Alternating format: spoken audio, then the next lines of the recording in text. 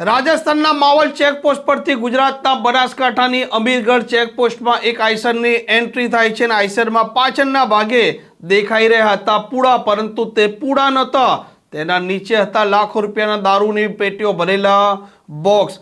સરહદી range IG Chirag કોરડિયાની ટીમને તેની માહિતી મળી ચૂકી હતી અને ધનપુરા પાસેથી આ ગાડી ઝડપાઈ છે, તેની વિગતવાર વાત કરવી છે।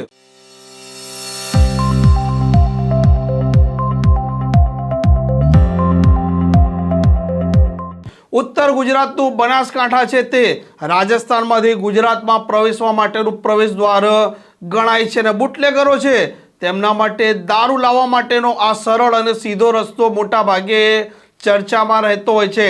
રાજસ્થાનની માવલ ચેકપોસ્ટ પરથી એક આઈસર ગાડી હતી તે અમીરગઢ ચેકપોસ્ટ બનાસકાંઠામાં પ્રવેશ કરે છે।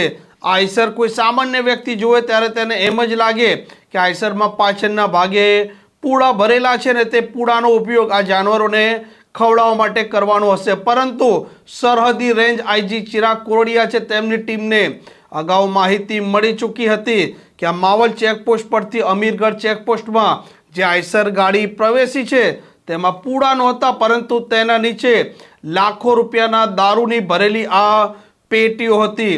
આ ટીમ છે ત્યાં ત્રાટકે છે અને ધનપુરા પાસેથી આઈસર છે તે ઝડપાઈ જાય છે। જ્યારે પૂડા હટાવવામાં આવે છે ત્યાર પછી તેમાં એક પછી એક દારૂની ભરેલી પેટીઓ નીકળે છે।